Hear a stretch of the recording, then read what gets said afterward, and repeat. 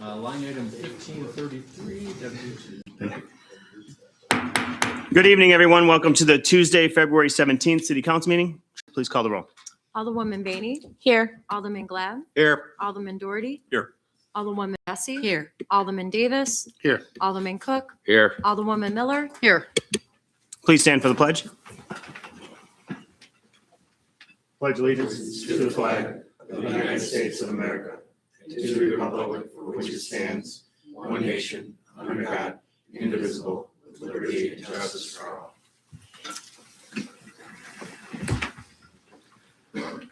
At this time, I open up for public comment. Is there anyone that would like to make a public comment this evening? This is for items that are not on the agenda.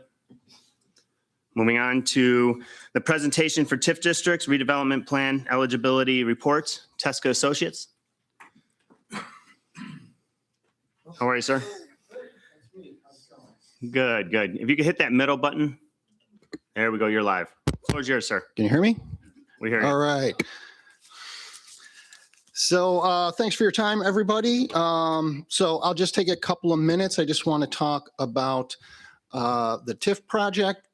Some of you might remember me. I was here a couple of months ago, and I gave like a kind of general presentation about TIF, and we did a just a kind of brief high-level overview of a couple areas you were looking at, just trying to kind of look at if it was worth pursuing looking at TIF. Since then, there were two areas that the city kind of settled on that you wanted to evaluate further. And I have since then been working with staff, and we have prepared actual draft eligibility reports for the two areas that you guys suggested. The first area was north going, there's the map right there, going north on Richmond Road, north of the downtown. The second area was going west along Route 120. There's just a couple of things I want to focus on here tonight. There was a couple of changes to the maps since I initially presented to you guys and since I started the evaluation process. And actually, before I get to that, the first thing I want to talk about, there's two primary ways to qualify an area for a TIF district. One is what we call a conservation area, and one is what we call a blighted area. And if you'll notice in the reports that I prepared, there's 13 eligibility criteria that are laid out in the act that we're supposed to evaluate areas for eligibility. So I went through in each one of those reports, I went through each one of those categories. To be designated as a blighted area, you need to meet 5 out of those 13 criteria. And to be designated as a conservation area, if at least 50% of the buildings are over 50 years in age, then you only have to meet 3 of those eligibility criteria. So the first point that I wanted to focus on tonight was we hit the eligibility standards on both of them. I tried everything I could, and we couldn't get to that higher level blighted area standard for either one of the areas, so we used the conservation area standards. And that kind of leads me to my second point on the changes to the maps, particularly in the North Richmond Road area. Some of the buildings in the initial study area were on the newer side as far as age-wise. So that's why we ended up tweaking the boundary out. We took a couple parcels off on the top that were newer buildings. We added some older buildings at the south so that we could hit that 50% age over 35-year threshold so that we could use the lower conservation area standards. So that's why that map was tweaked around for the Richmond area, the North Richmond area road study area. The west on Route 20, oh, someone's on the ball. Thank you, sir. Oh, sorry. Yeah, you can go to the other one.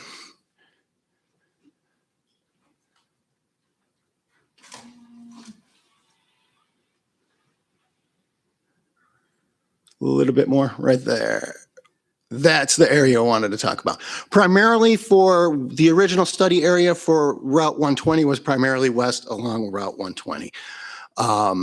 After discussions with staff, they requested that we try to add these parcels in as well. These are kind of going to the southwest off of Route 120 along Boone Creek. So I changed the boundary. We evaluated those. The main thing to keep in mind for this area is it's pretty much undeveloped floodplain properties. TIF is primarily intended for developed areas, and so what we call vacant undeveloped parcels are much harder to qualify for TIF designation.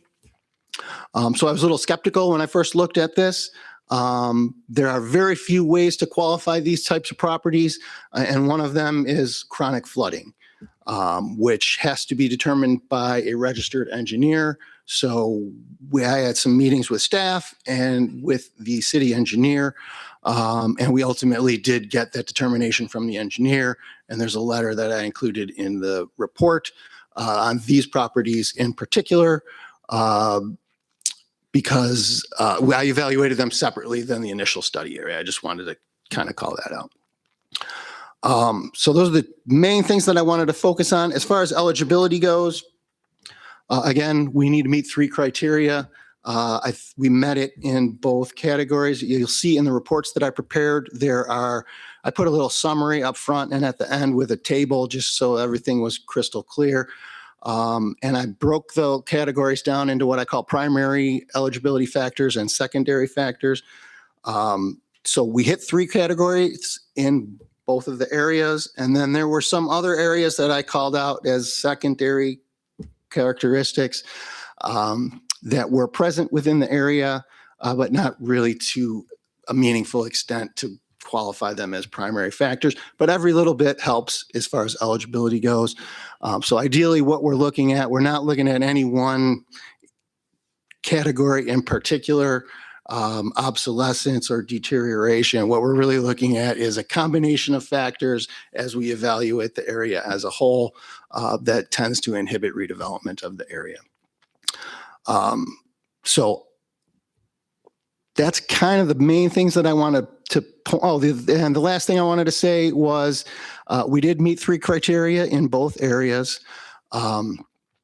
And that's kind of the minimum what we need. So I've been working with staff, with Doug primarily, and a couple of other people here. And so we have been making revisions to the report over the last couple of weeks. Doug caught a couple of little errors that I'm going to fix in the next day or two.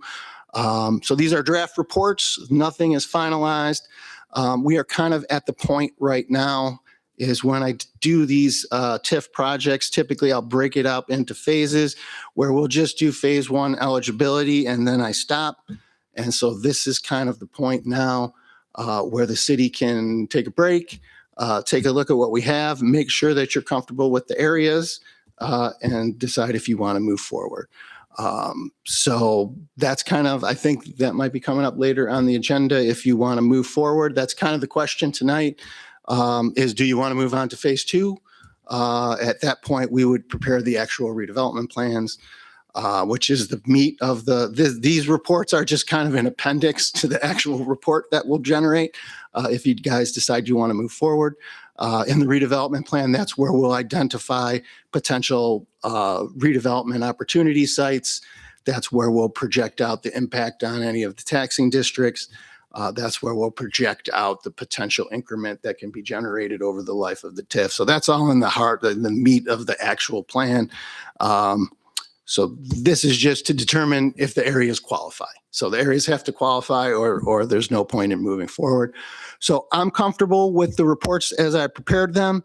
Like I said, we need 3, you need 3. I'd be a lot more comfortable if we could hit 4 instead of just meeting the 3 minimum. But I think with the secondary factors that I also highlighted, I'm comfortable. I think both of the areas qualify. Again, after we had to tweak the boundaries around a little bit to come up with an area that I was ultimately comfortable saying that qualified. So I'm comfortable moving forward. So the question would be well, first I'll take obviously any questions that you guys have. Again, these are draft reports, so I can make any changes. None of this stuff is locked in at this point. Once we move on to phase two, if you decide to move on to phase two, that's where everything kind of locks in. So once we get past this phase, we kind of really can't keep changing boundaries around. You can, but you have to kind of start the process back from the beginning and notify everybody of the new maps. So this is kind of the point where I'm just gonna take a break, let you guys review everything, and then let me know if you want to move forward. And I'm happy to answer any questions. If you have, I know I got a list of questions from one of you, I think yesterday. So I got a bunch of that info. I haven't gotten everything yet, but I'm happy to try to answer any questions that you might have. And So Pete, if I could just jump in, the Yep. other kind of significant change that was made from the initial maps that the council saw was pulling out some of those downtown parcels and placing them into this new TIF district. Oh, So yes. can you touch on that a little bit, just to explain exactly what the rationale was behind that and which parcels we're talking about? Yeah, so again, that was the North Richmond Road area TIF. And that map is coming back up. And there was like a block or so. Keep going, yeah.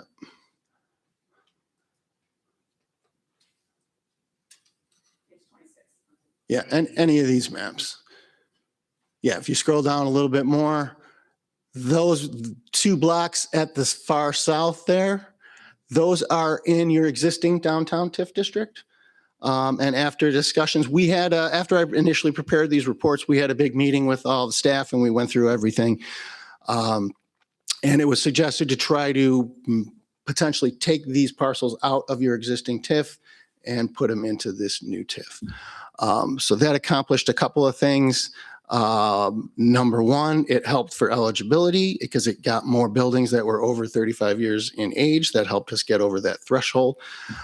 So it helped with eligibility of this proposed new area. And then it also helps with, I believe a lot of them were city acquired properties. And then if you take those out of the existing TIF and put them into the new TIF, they'll have a full 23 years to generate increment on any potential new development. So we kind of killed 2 birds with 1 stone on that one. Yeah. The one Well, and as the council is aware, as we've talked about potential development on Green Street along these, and this includes Landmark School, it includes 1111 North Green. We've talked over and over about potentially having to de-TIF and re-TIF these properties. And so if the city council elects to do that as part of this process, then we save the time and money and effort to do that at a later date. And then we're much closer to being able to redevelop those properties with the full 23-year clock. So that was the rationale behind that. But obviously that can change if the council would prefer to see those stay in the TIF that they are currently in. And if you do want to do that, if you do want to include these into the new TIF, it's a pretty simple process. Taking parcels out of a TIF district is just simply pass an ordinance that we want to take these parcels out and file it with the county. Adding the parcels into the new TIF or creating a new TIF with those parcels is the same process. It's this whole thing that we're going through right now. All of the notices, public meetings, joint review board with the taxing districts, all of that stuff. Which is generally a 4 to 6 month process, correct? Right. Is there any questions? Alderman Miller?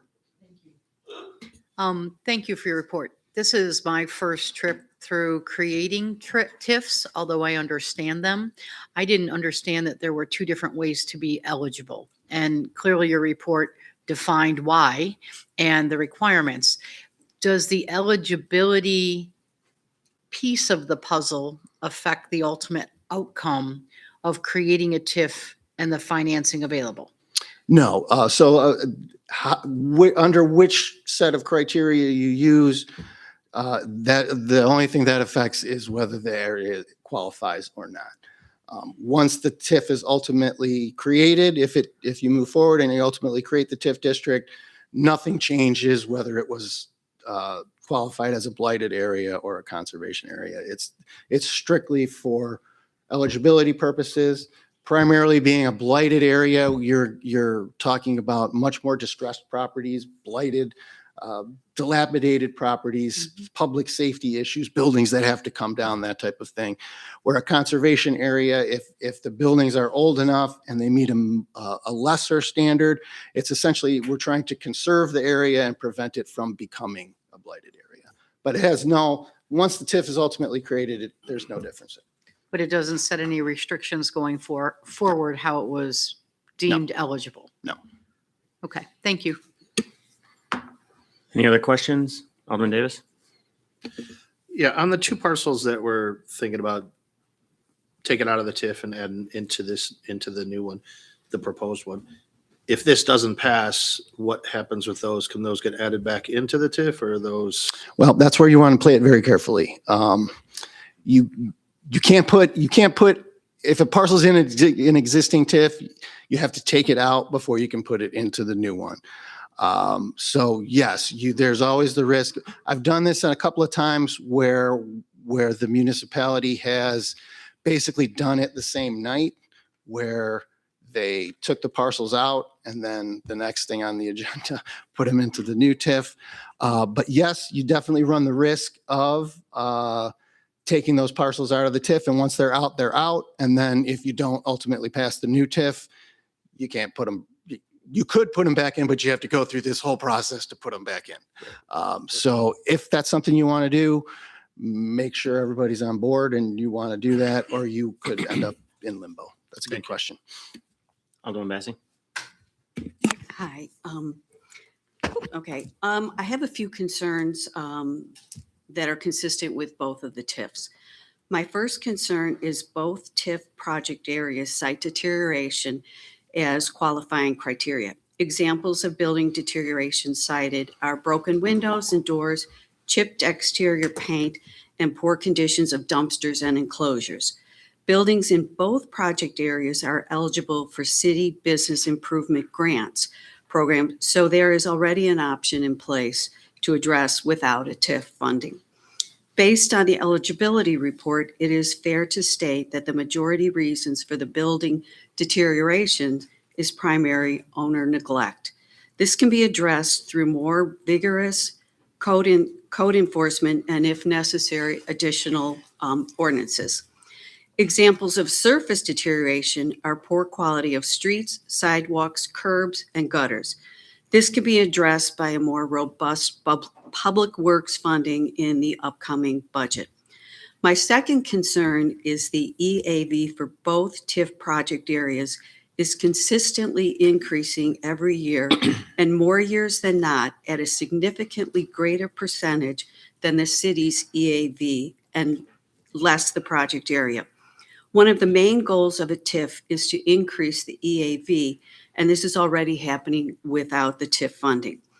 If the taxing bodies do not collect on the already present and anticipated increase to the EAV for the next 24 years, that shortfall will be covered and will need to be covered and will most likely be covered through an increase of the residents' property taxes. For just the Richmond Road TIF, I have two other main concerns. My first concern is the reason the project area meets the criteria that 50% of the buildings be 35 years or older is because 10 or more of these homes connecting Green Street and the commercial cord along Richmond Road. And it should have said my concern is one of the reasons. I confirm that residential homes within the TIF are eligible for TIF funds. We should not be using these homes for eligibility without giving them the same benefits. If these homes are not guaranteed the same benefits, they should request removal from the project area. My second concern for the downtown TIF projects being included in this project area means the properties will be in a TIF for a total of 47 years. The boundary of the TIF includes Boone Creek along Green Street to 120, which is a planned next phase for the Riverwalk. Any expectation that this TIF will be meaningfully used for anything other than the Green Street area and the next phase of the Riverwalk is not realistic. The majority of the businesses along Richmond Road are large chains, and if a developer is interested in one of the strip malls, they will most likely request their own TIF and a generous financial incentives. For the West 120 TIF, I have two main concerns. My first concern is the large portion of the open land area included in the wetlands. To include this area in the TIF, the vacant land criteria meets chronic flooding. The function of a wetland is to absorb and temporarily store water to protect the surrounding community from damage. Chronic flooding is a normal function of a wetland. While I confirm the city's intent is to preserve and enhance the natural area, there are many public and private grants available that could be pursued in lieu of including the land in the TIF. My second concern is that the agenda supplement that states the city cannot certify that the redevelopment will not result in the displacement of 10 or more housing units. Because of this, a housing impact study is required.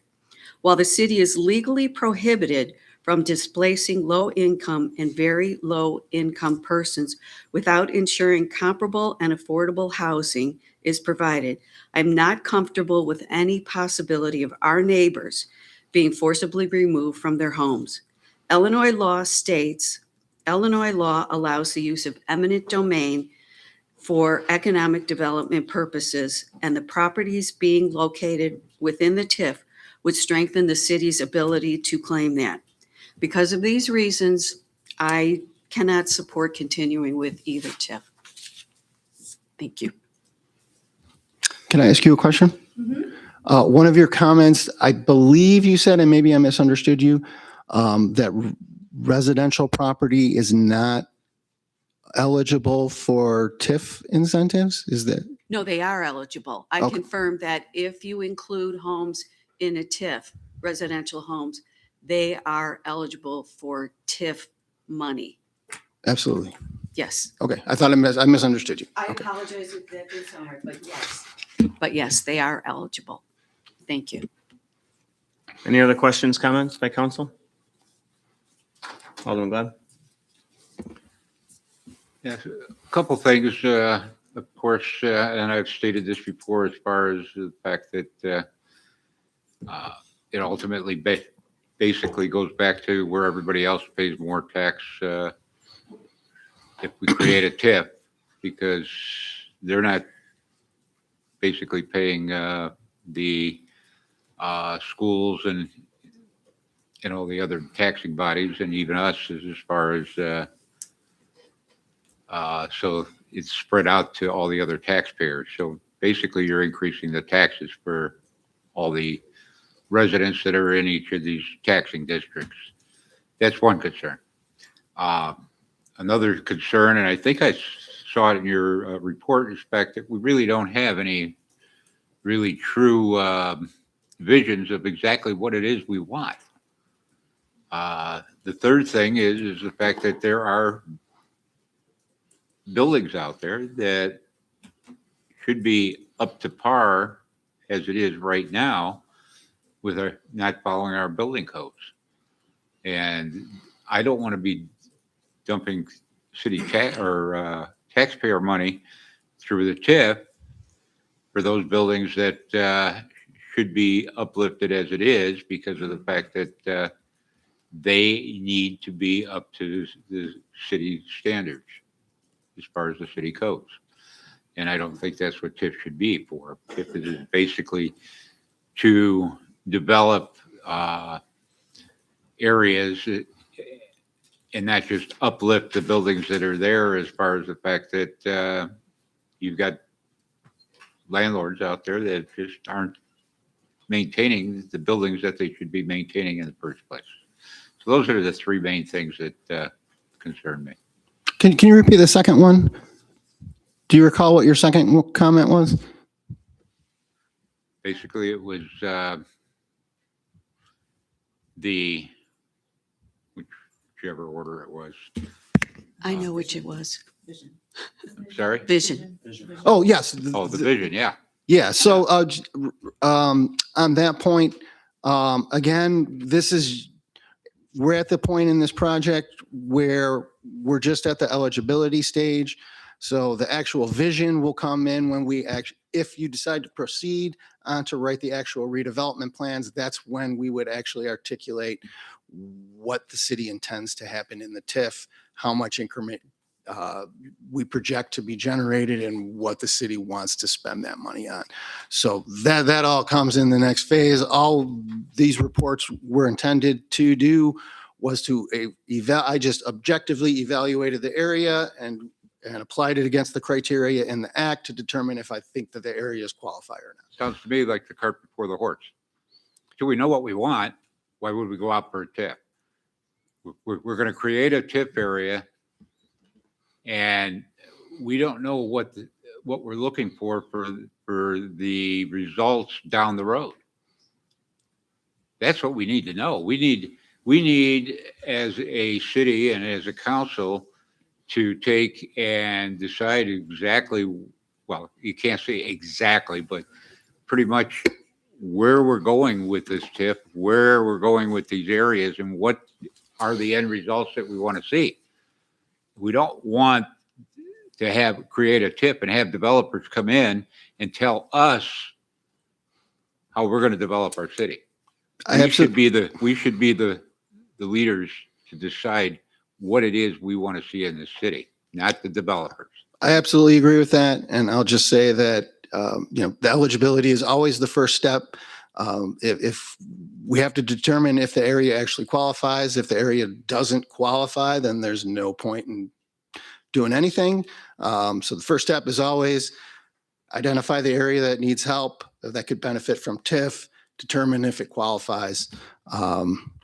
And then we would move on to the more, to exactly what you're talking about.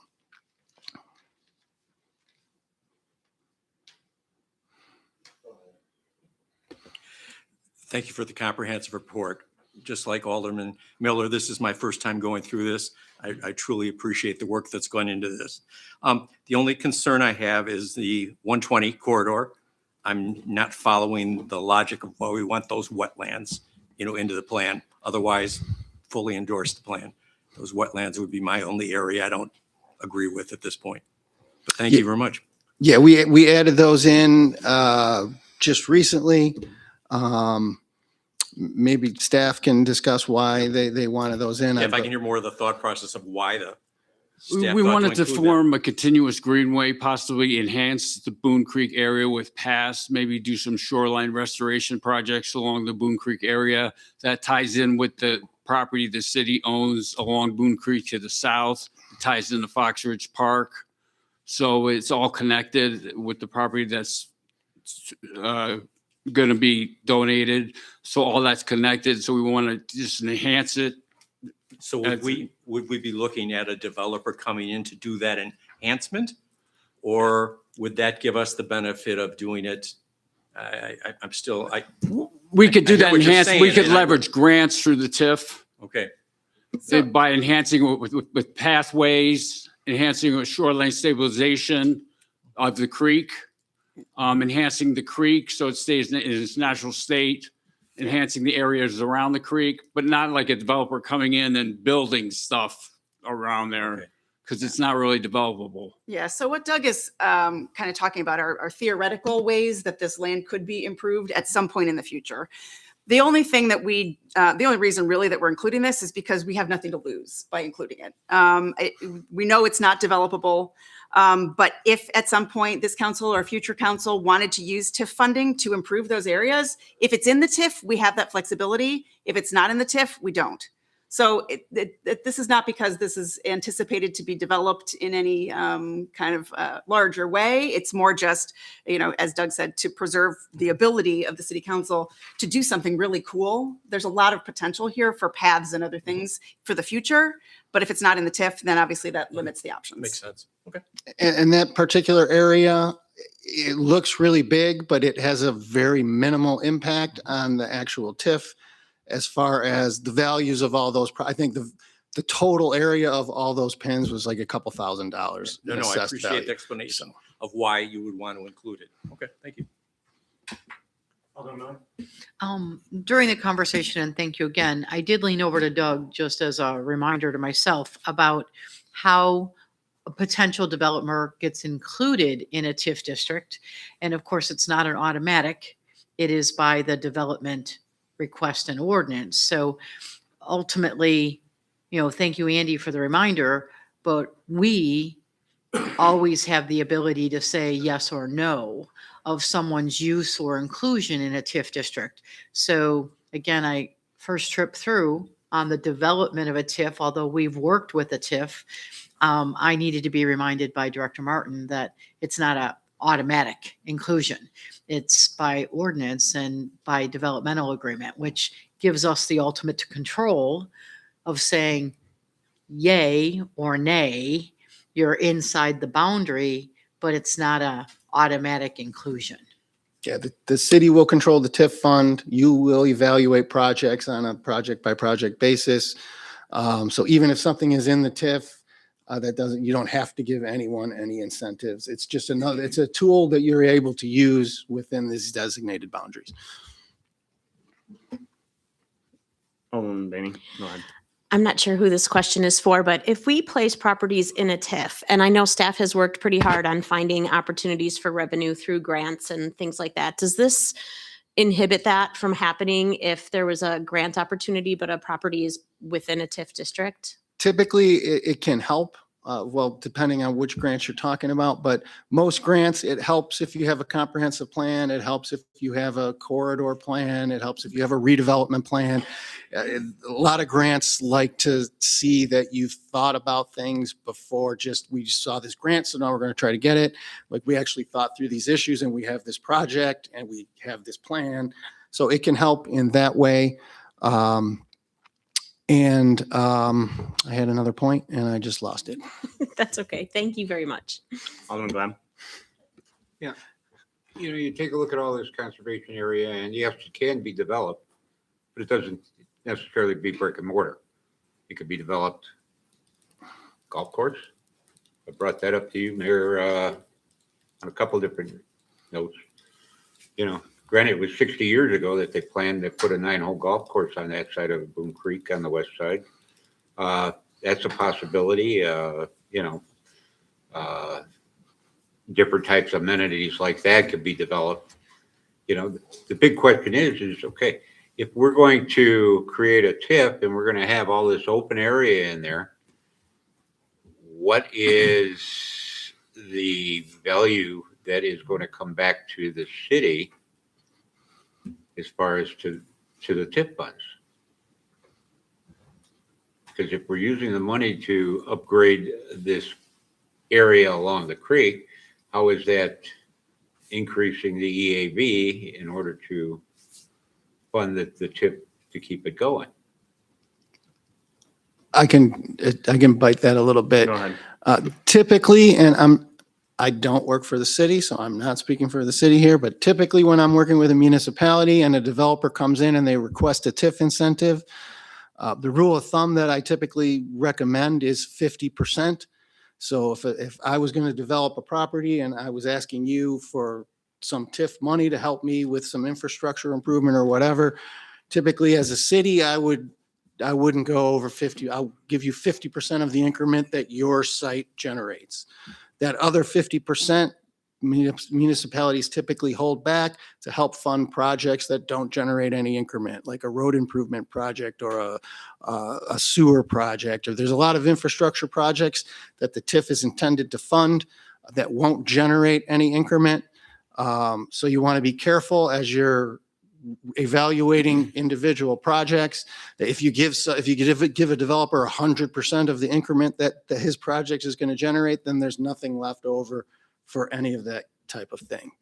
But I mean, you take a look and when you're creating a TIF, I mean, it's so important to see the EAVs and the tax dollars generated, or the property tax dollars generated back to the TIF. Another concern of mine I really forgot to bring up is the fact that I still remember our first TIF, and I remember 2007 and what it did to it. It stymied it for several years, 3 or 4 years, I think, before we finally recovered from that. Probably closer to 10. And you know what? If you go back and you studied real estate pricing and everything else, eventually you go back to where all of a sudden you're going to have a drop in values. I mean, it cycles. You know, that can sometimes always it happen. takes 10 years. Sometimes it takes 30. That can always happen. I remember when we the, have no crystal ball to say when that is going to. absolutely. And That I've economy isn't going to. I've been doing these TIFs long before the 2008 crash. And yes, that caused a lot of problems with a lot of TIF districts, but it doesn't really cause a lot of it didn't really cause a lot of damage. Basically, it dropped a bunch of TIF districts under that established base. So the TIFs weren't generating any increment, but none of the taxing districts were losing anything because the properties all fell below the established baseline.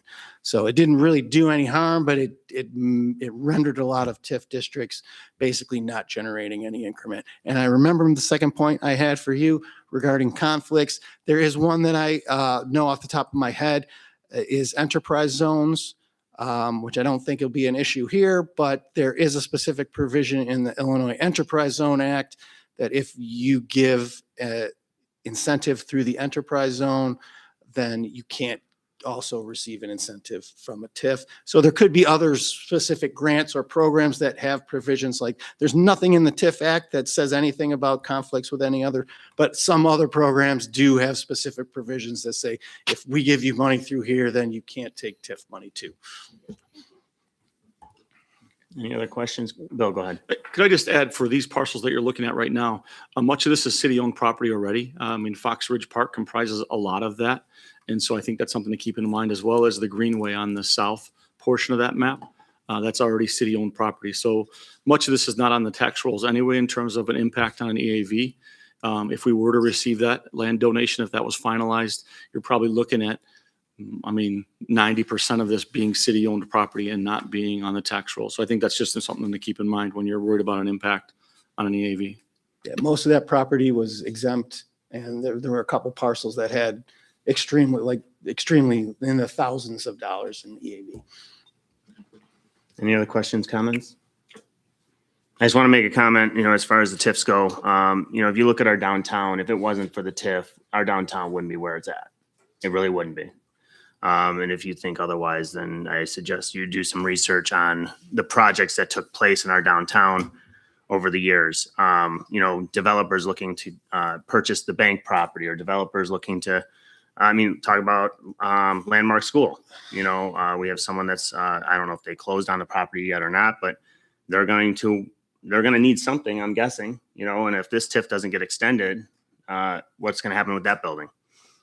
So I encourage everyone to do their research, talk to property owners, and know what they're going through on those sites. Strip malls down where Angelo's is, that strip mall. Talk to Rick Heidner that owns that property. People don't really understand the amount of money they're losing because tenants aren't paying, and the type of tenants you're actually getting with these type of properties that aren't taken care of. So yes, there's situations with community development hitting them on a lot of their situations and what they're doing with the buildings. And I got to say, our department does a hell of a job doing that. So to sit here and say that we need to go harder on them, once again, maybe meet with staff and see what exactly staff is doing to go after these property owners. It's not easy, to say the least. And sometimes your hands are tied on a lot of projects or a lot of properties. So, but I think these TIFs are, Alderman Bassey, you talk about 120 West. That area is horrible. You ran on that, during the election. And I think we should all be on the same page that Route 120 West, Main Street, 31 North, a lot of those areas are garbage, and we need to fix them up. And if we don't, this area will continue to die. And that's just my honest truth. And I think everyone should be on the same page here. And I think the residents would be on the same page. The taxing bodies that we've talked to are on the same page. They understand how important it is. You heard District 15 as far as, not a lot of these are, 95% of this is commercial. So it's not going to be, affecting the school districts. So I think this is a no-brainer to really move the city forward in the right direction, develop the properties, come up with a plan with council and staff. You know, we have time to do that. I think this is the right process to go in. And then, you know, can we take a break after we go through this process? If we agree to the agreement moving forward in on the agenda here, does it have to go in fast motion after that? Right. No, it's up to you. Right. So with that being said, then we can have, you know, several meetings, committee of the wholes, figure out what we want. That's the whole process. Like, these are processes that we have to talk about and to move forward. But the longer we wait, the longer these buildings are going to be sitting here, the longer they're going to be torn down. And I think the community wants better from us. So that's my opinion. So I figured I'd give it. So The only thing I would say to that is, and I don't think this is what you're talking about, but I mean, if you took an extended break, like, you know, a year, I might have to go out and resurvey all the properties No. again. But yeah, if you want to take your time, and that's not a problem. sounds good. Thank you. Any other questions, comments? Alderman Glenn? Well, like you said, take a break, but I mean, if we create the TIF,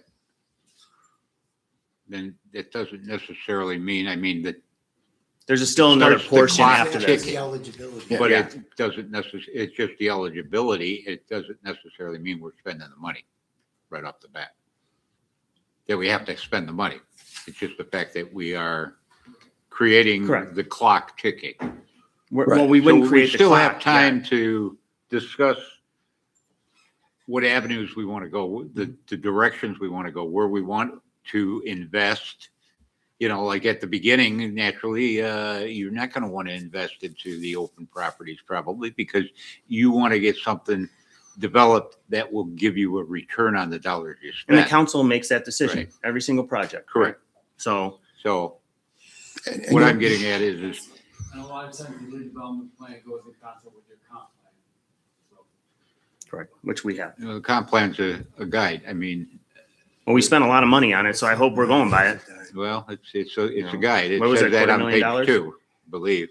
Should probably go by it. But So, all right. And you can wait to sign the contract for phase 2, or if you want to sign the contract for phase 2, I'm not going to bill you anything unless I actually do something. So, you know, if you wait a couple of weeks or a month or whatever, and you decide I don't want to move forward, it's not going to cost you anything. Thank you for that. Any other questions, comments? All right, thank you for your time. Thank you for your time, everybody. We'll appreciate it. hit the button. Thank you, sir.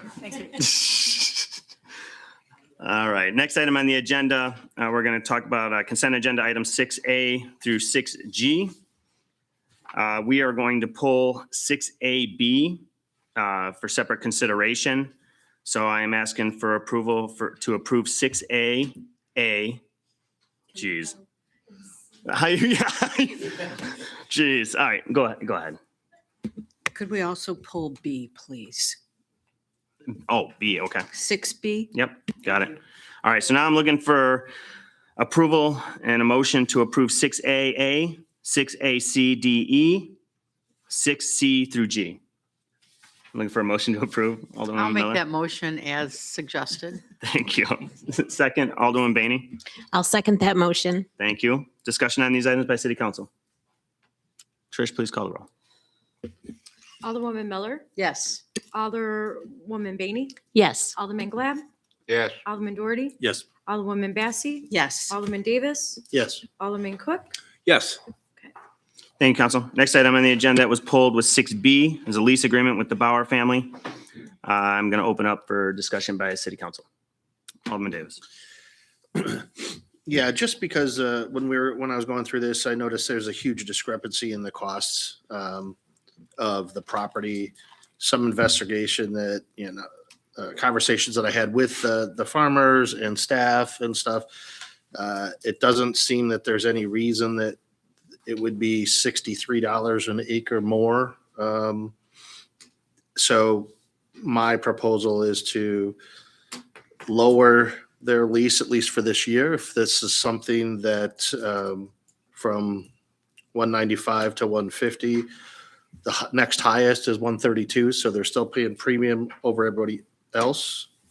And then if we want to reevaluate this, because because there have been some comments from other council members about cost and reevaluating this cost, and that gives us this entire year to do that, because that's not something that's going to happen before March 1st.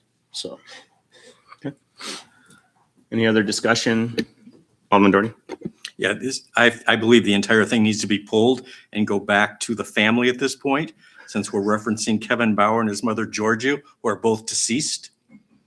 We're aware of that. Okay. So, yep, that'll be So- modified in the lease. Alderman Glenn. Yeah.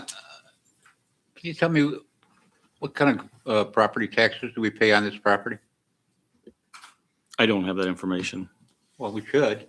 We should know how, I mean, if we're leasing this out, it's commercial. So Well, we- therefore, we should be paying property taxes, and we should know what the property tax is for what we're charging rent. I mean, we might be charging less in rent than what we're paying for the property tax. Yeah, I could have that information available if I would have known ahead of time. Yeah. I don't have that You information. can't in front expect of him me. to know it right off. This the top of his property was negotiated by a company, CML, I think it was, or CML. And then in 2015, the Bowers took over. The same thing. I tried to check the packet, and Monty's going to correct the problem, but I couldn't get to the packet that staff explained it when the Bowers took over. But basically, they knew what the charges were at that time. And you know what? Every one of these agreements were negotiated at the time when they were first started. It wasn't any, to where the city had a hammer or anything else and said, well, this is what we want. No, I'm sure every one of them was negotiated. And to me, that we just take and start reducing it, especially in the fact that looking at the archives and going back, there were discussions about the facts a few years back, to the fact that we're way under what the normal county rental is for farmland. And I think in the future, we need to look at for next year, as far as, what the county is, and I'm not saying we're going to just hike it all the way up to doubling it or tripling it or whatever, but that needs to be looked at too. But we do need to look at it. If we're paying property taxes, how much are the property taxes? If nothing else, leases should definitely cover that. We shouldn't be at a loss. It is an advantage to have people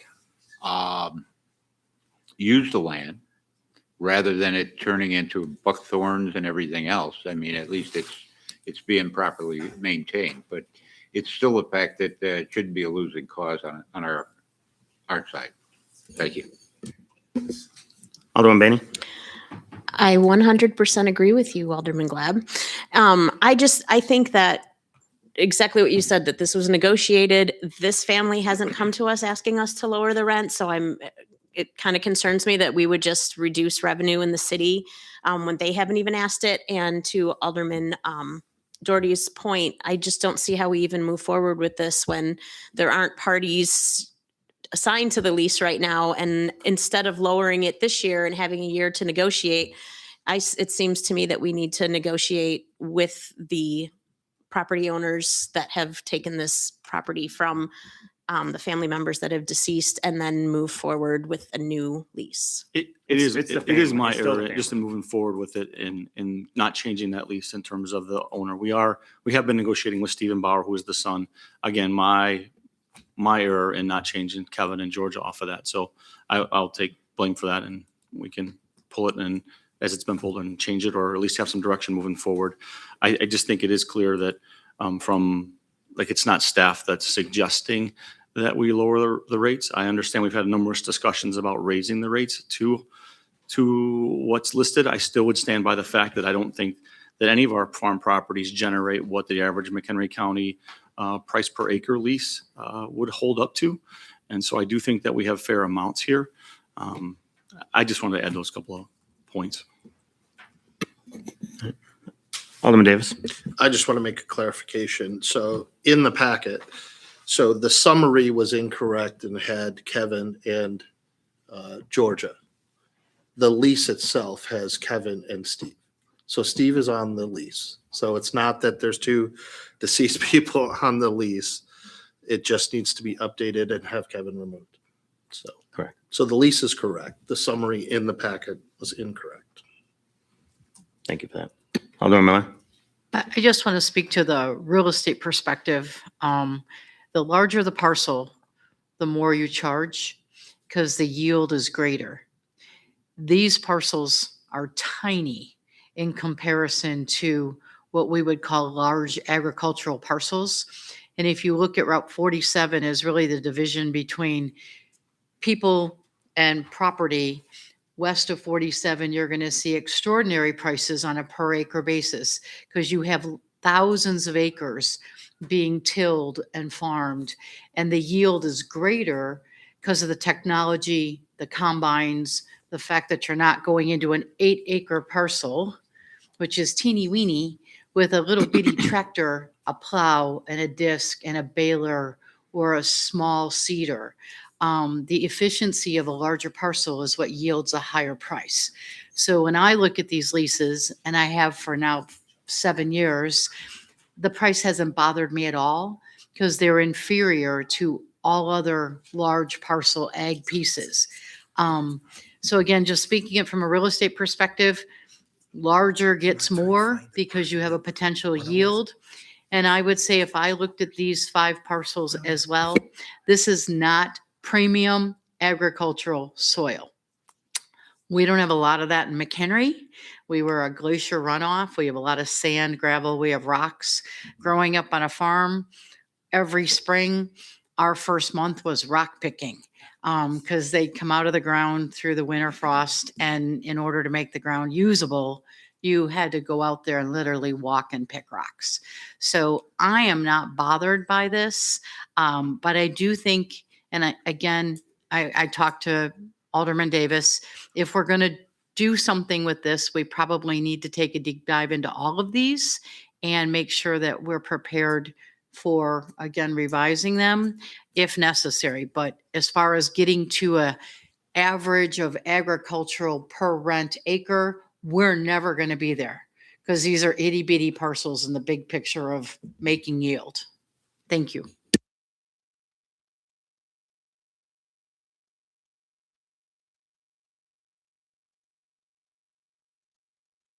I'm looking for a motion for a lease agreement with the Bauer family by removing Kevin from the lease.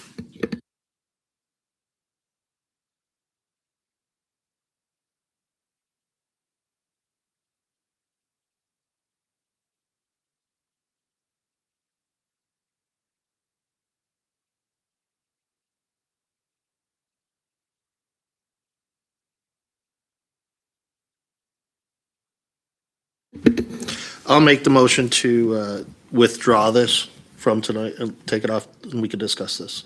Because it sounds like we need some more discussion on it. Just remove it totally. Just that one. Just that one. All right. So there's a motion on the floor to remove 6B. Is there a second? Alderman Bassing? I'll second him. Thank you. Discussion, once again by City Council?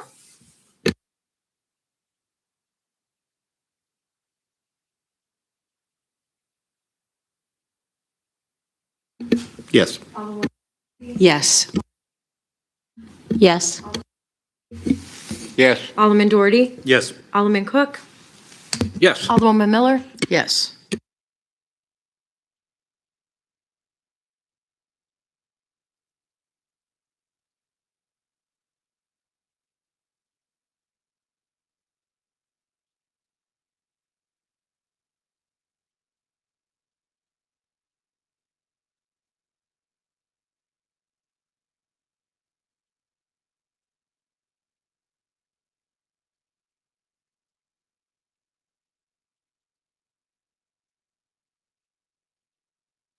I'll make the motion to approve everything you just mentioned for Sorry. Fiesta Days. I turned my mic on now, sorry. Second, Alderman Doherty? I'll make a second to the motion. Thank you. Discussion by City Council? Alderman Bassing, go ahead. Okay, thank I did not vote to approve, and I don't see Molly here, so I'll just say the chamber's permit last year because their liquor license requests included hard liquor in a VIP tent and a liquor license for the entire free family day. I know the chamber is inflexible about the liquor license or the liquor license on the family day, but I am not inflexible about creating the 2 tiers of residents at the community event separated by who can and cannot afford VIP tickets. It does not look like their request for a VIP tent with hard liquor is in it this year. Is that correct? They do, excuse me. They do have the whiskey tasting on Thursday night that obviously has hard liquor to it. So that's Thursday night that they have the cask and barrel evening does have hard liquor. But that's not a VIP where you pay more, I think VIP, they are doing mixed liquor in VIP section. which last year they had a VIP tent that would cost extra. So my question is that, I did not see it. I read this. I Yeah. did not see their request. Is that in fact correct that they are not requesting it? I would say that's incorrect. I would say they would like to do exactly the same as they did last year. Correct. In terms of structure of the event. So there will be a VIP tent. It's not, I don't. let's- That's how they called I it know- last year. Yeah, so the VIP area is, they have a tent setup that does liquor, all liquor and beer. So I don't know, I just want to make sure but yes, VIP seats, just like Rise Up, you have VIP seats, VIP pit. Those people can go and get VIP liquor in the VIP section. Okay, so to confirm, it's going to be the exact same as last year, even though it's not in. Correct. It I is don't not think they're in changing here. anything Correct. from last year. Financially, they concerts aren't making money unless you do stuff like this. Okay, because I did not see that in their request at all.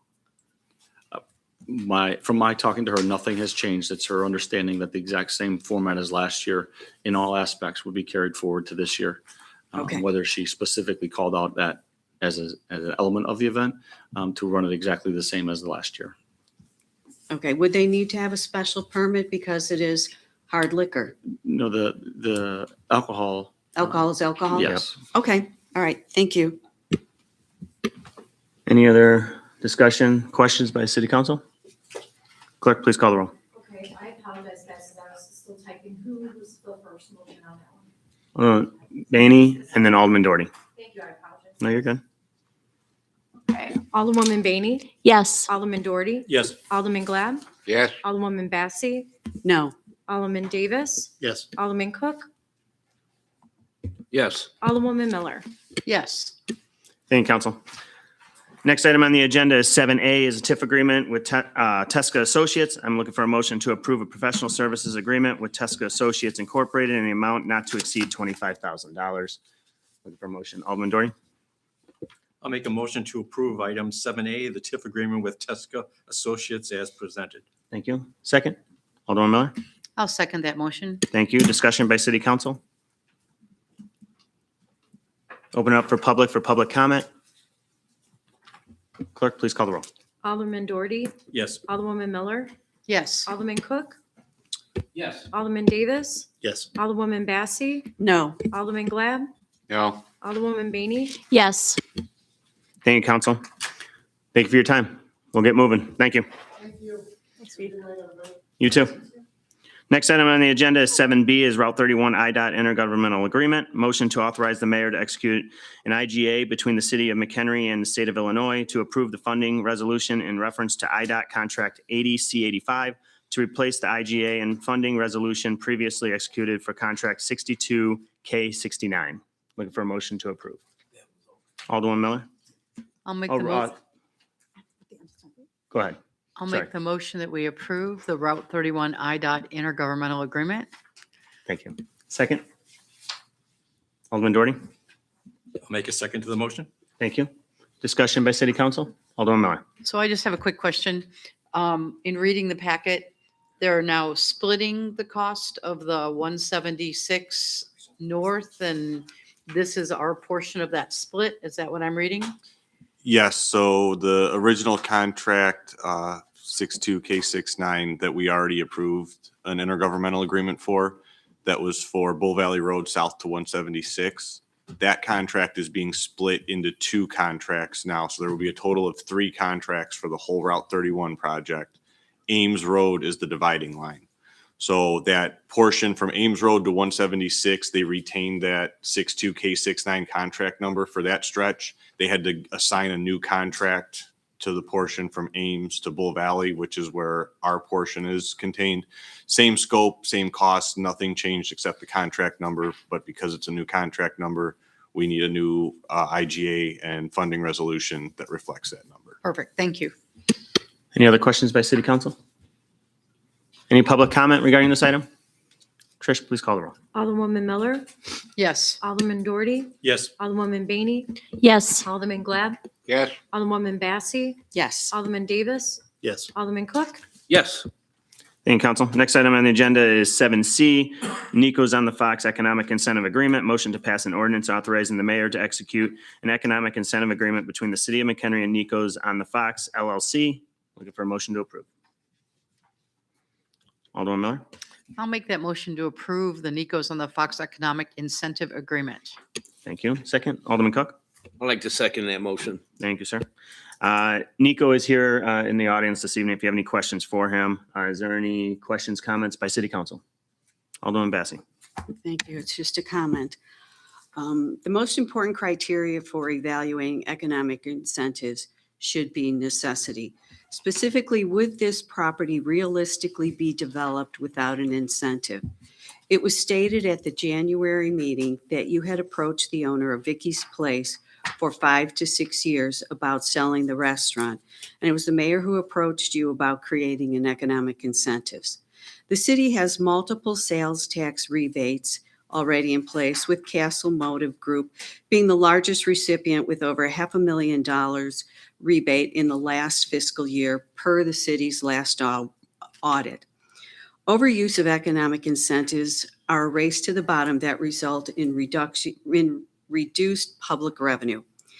If one of the improvement plans was the addition of a sprinkler system to increase capacity beyond the current 100 total, the amount of sales tax revenue collected would realistically increase, and a sales tax rebate would be a more attractive option.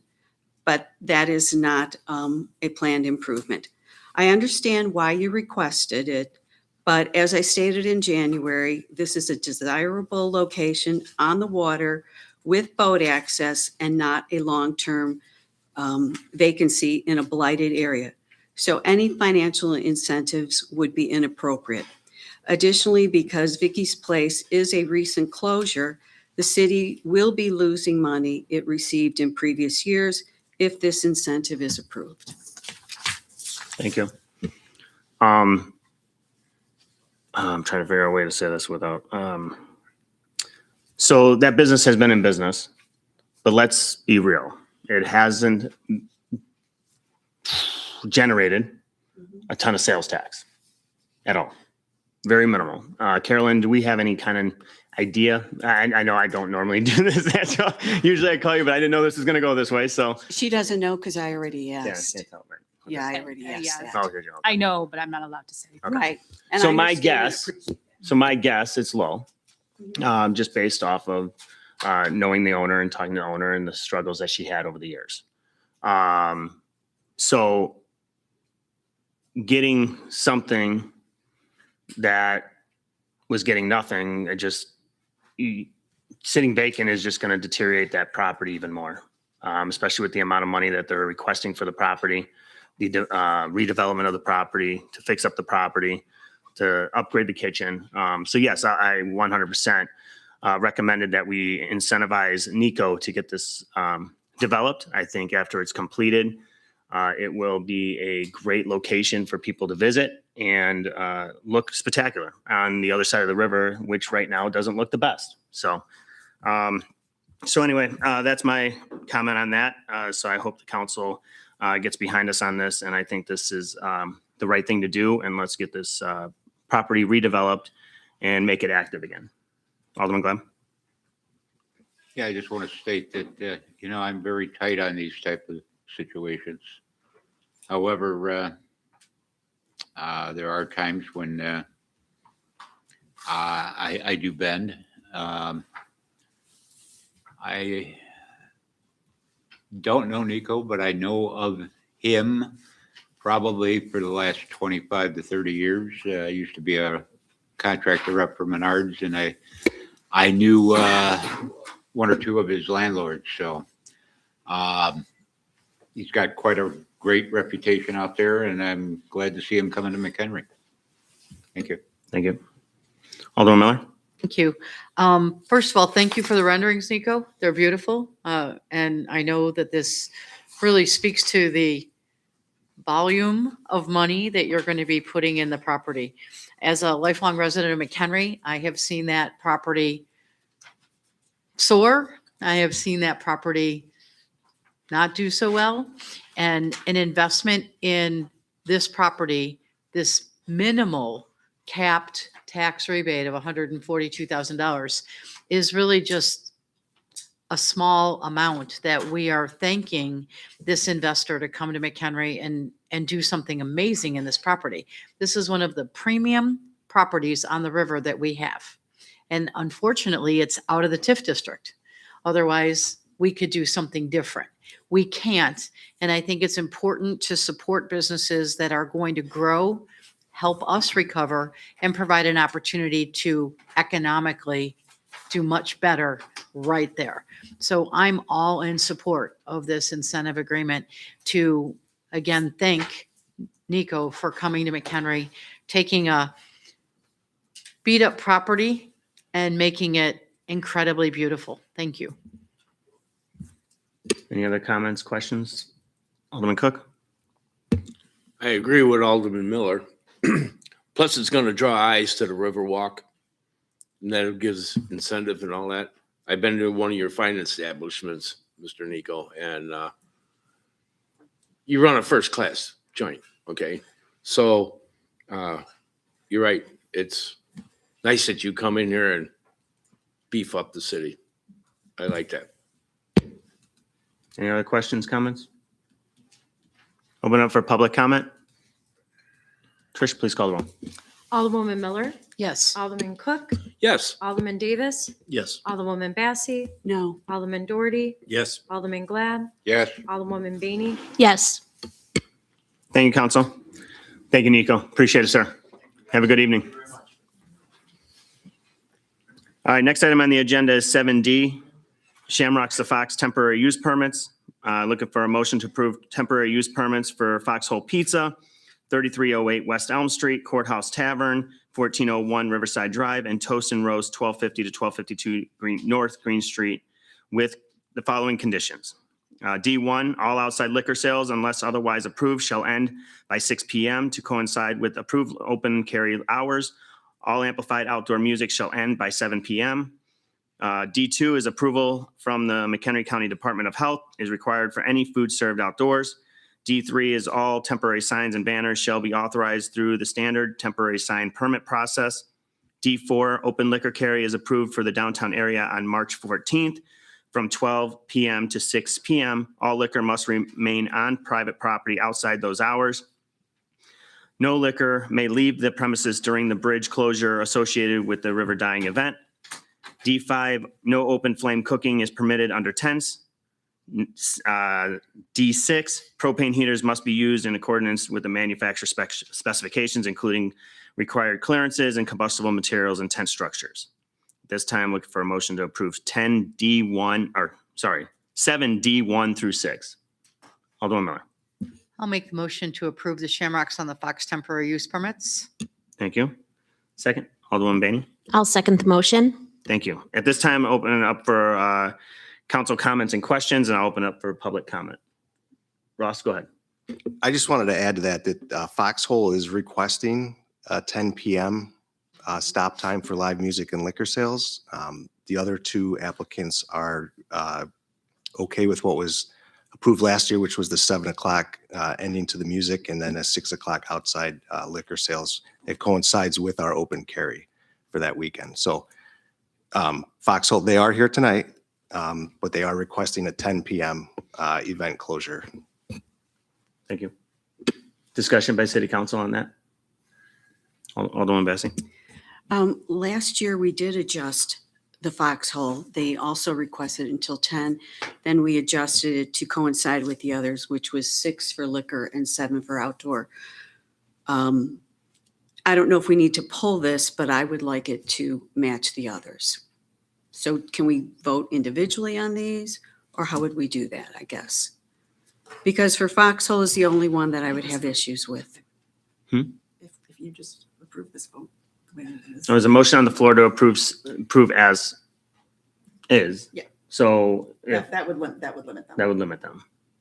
if you just approve this. Well, yeah, or you. Where, amend the but it motion. also says that it shall end at 6 unless otherwise approved. So we do have it in the packet for 10 o'clock for them. Right. So, okay, so we would have to amend the motion. Well, But right now, there's a motion on the floor. The motion includes the 6 PM and 7 PM. Right. For all For all of them. All For of all- them. For all of them. Yes, for all 3.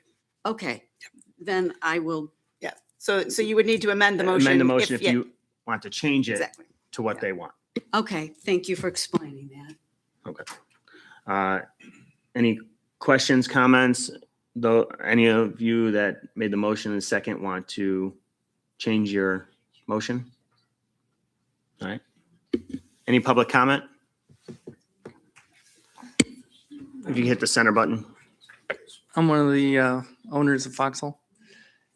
We went the 10 p.m. just because of the cost of putting everything together, the tent, the entertainment, the staff, paying the residents, all that stuff is very expensive for us.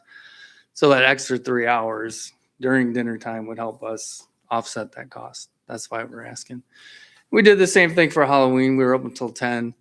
No incidents, no problems, no complaints. So, and we always overstaff with security and everything. And then once the open carry ends, that basically that courtyard where we put the tent is a natural barrier with a main entrance. And then our security would make sure no one would leave with alcohol after the time, if that's a concern. Any questions? Any questions, comments? All right. Alderman Davis. I was gonna say, just a comment. I think last year we had this discussion also, and I think basically it was more because of the police presence and the hours that they're going to be, continue, around the city and stuff like that. So to have somebody that, one outlier just causes more confusion around, for everybody. And so that's, I think. Well, why we did it Miller last year. Point's going to be open till 11 or later, which is a block away, and I'm sure there's going to be police presence there. Right, but yeah. Alderman Miller. And Rhett, that was my thought. I saw your application. Again, our discussion in the past always has to influence my decision for the future. And Chief Burke brought many points forward last year that still resonate in my head about controlling the environment and how do we make it safe for all? And when that hour arrives, and I so appreciate that you're trying to generate revenue and the cost of putting on events, we all know what that is. But we have to protect the city and we have to protect the others, not just your people. So I respect your request, but in light of conversations that we've had, that was why I made the motion to respect what staff was recommending and leave us all with a singular cutoff time so that at the end of that cutoff time, all outdoor I can't say all outdoor consumption stops because you can't say we that. know that's not true, but that organized outdoor consumption stops. So Well, who are the other? It's Courthouse, which has an outside area that's usually open anyways. And then who's the other one? Toast and Roast. Toast and Roast. Can't you just move them all to 10? They aren't using a tent, they're using the deck. I mean, outside. till 10 o'clock. So we could all be open till 10? That wasn't their request. Shouldn't Miller Point close at 7 then? Yeah. I'm sorry, Courtney. Shouldn't Miller Point close at 7? I mean, they get to stay open. Can you come up to the podium? Sorry. Oh, what? Sue, your mic as well. Oh, why is Miller Point staying open till 11? Shouldn't they close at 7 as well? Is it only has a special consideration because it's ran by the city? I can answer John- that. Yeah, go ahead, John. It's open till 11. You're open till 2 a.m. You're just not allowed to sell Inside. outside. It's an inside tent at Miller Point, and that's where the sales and the consumption occur there at 11 o'clock as well. They don't roam through the park. Ours will be inside the tent too. Your license is 2 a.m. inside your building. The city's approved licenses for their tent at the 11 p.m. time. It still doesn't make sense. Okay. All right. All right. So any other questions, comments by council? Trish, please call the roll. Alderwoman Miller, Yes. Alderwoman Bainey, Yes. Alderman Glad, Yes. Alderman Doherty, Yes. Alderwoman Massey, Yes. Alderman Davis, Yes. Alderman Cook. Yes. Thank you, council. Next item on the agenda is staff reports. Any staff reports this evening? Russ, go ahead. Just one real quick. The contractor has resumed working on Venice Avenue on the storm sewer installation. So the goal is to get that wrapped up before Shamrocks, have it back to gravel, and then everything will resume once weather permits after Shamrocks. Thank you very much. Any other staff reports? No? I have nothing tonight. Any city council comments? Alderman Glad. Yeah, I guess this would be directed to Russ there for Public Works. Is where are we as far as leaf pickup for the spring? That's exactly what my question was going to be.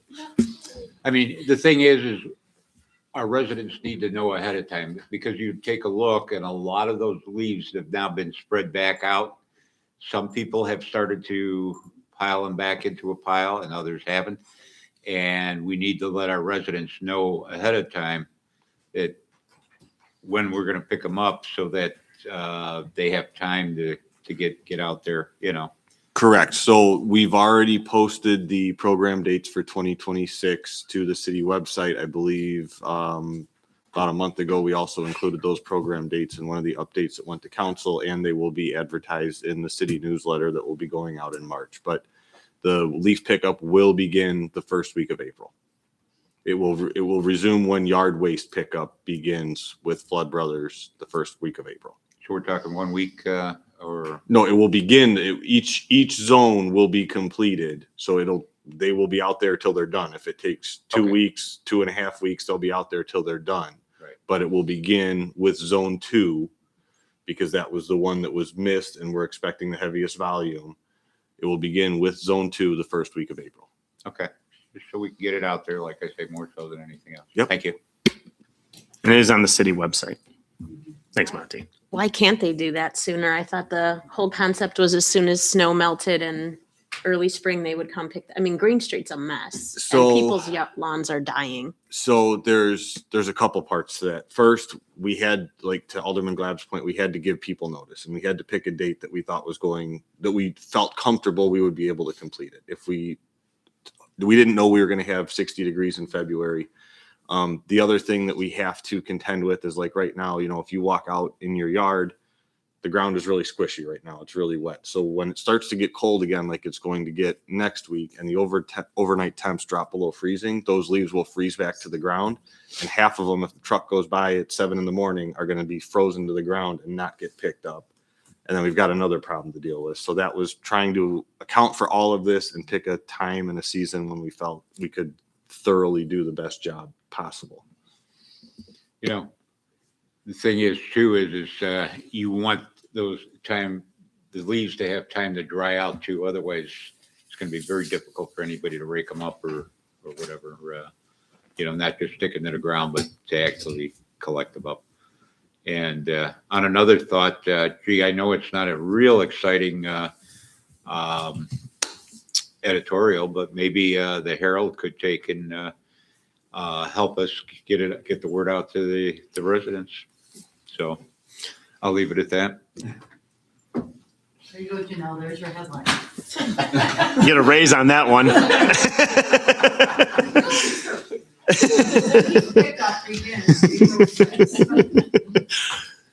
Any, any other city council comments this evening? Go ahead, Tricia. Super excited about Vicky's place and with Nico. I have a lot of really good memories there.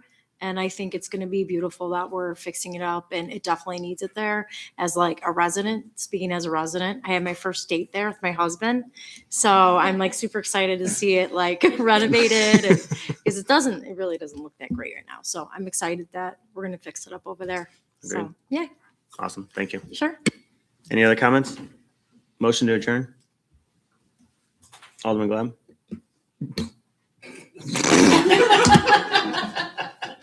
Uh-oh, just called on you.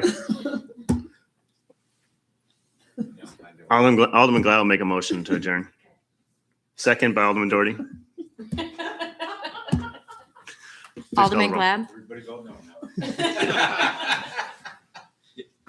Alderman Glad, Yes. Alderman Doherty. Yes. Alderwoman Bainey. Yes. Alderwoman Bassey. Yes. Alderman Davis. Yes. Alderman Cook. Yes. Alderwoman Miller. Have a good night.